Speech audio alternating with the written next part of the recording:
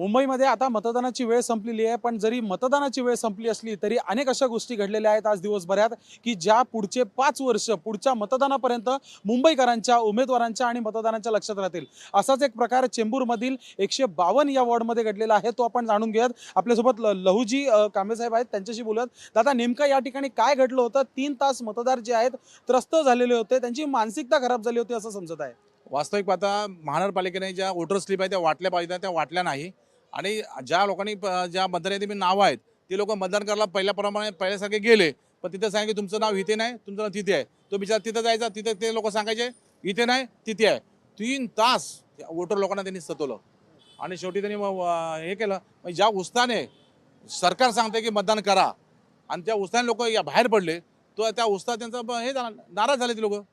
आणि मग ते नाराज झाल्यानंतर मग तिथं जरा थोडासा हंगामा झाला आणि मग ते DCP साहेब स्वतः आले, ACP आले, सिनियर साहेब आले आणि मग ते आरो पण आल्या आणि मग आरोला सांगितल्यानंतर सगळ्या गोष्टी क्लिअर केल्या तिथे।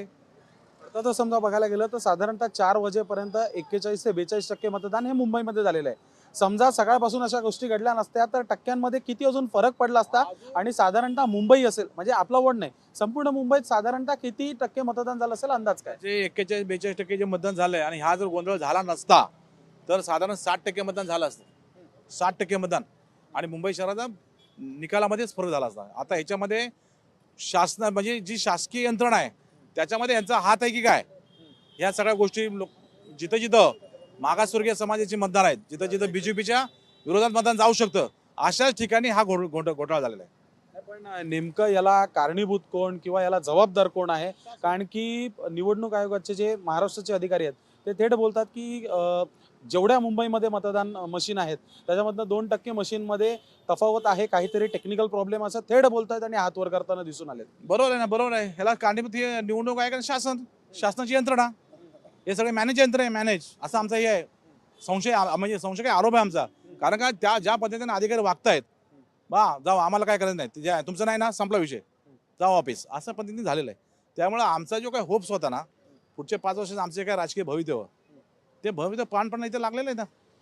एकीकडे मतदानाचा सगळा घोळ झालाय, मशिनीचा घोळ झालाय, अशामध्येच एकीकडे ठाकरे बंधूंची युती आहे, दुसरीकडे महायुती आहे आणि यांच्या समोर तुम्ही तुमच्या वॉर्डातनं एक मोठा मुकाबला जो आहे तो करत आहात। काय वाटतं, काय भविष्यात होणार? माझ्या वॉर्डमध्ये मी ज्या ठिकाणी मी राहतो तिथे मी मजबूतीने काम केले आणि मी घराघरात पोहोचलो असल्यामुळे मला ती शाश्वत होती की संपूर्ण मतदान हे मला होणार आहे, जास्ती असतं। त्यामुळं इथे BJPला हार आहे, BJPची हार होणार।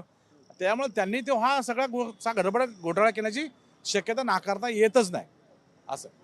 धन्यवाद आमच्याशी बोलण्याबद्दल। तर बघू शकतो मुंबईमध्ये आज मतदान प्रक्रिया ही संपूर्ण झाली जरी असली तरी कुठेतरी ज्या ठिकाणी मशीन्स खराब होत्या किंवा टेक्निकल फॉल्ट येत होता किंवा इतर बूथ जे आहेत ते भेटत नव्हते, त्यामुळे कुठेतरी मतदानाचा टक्का हा कमी झालेला आहे असा एक अंदाज जो आहे स्वतः मुंबईकर व्यक्त करताना दिसून येत आहेत।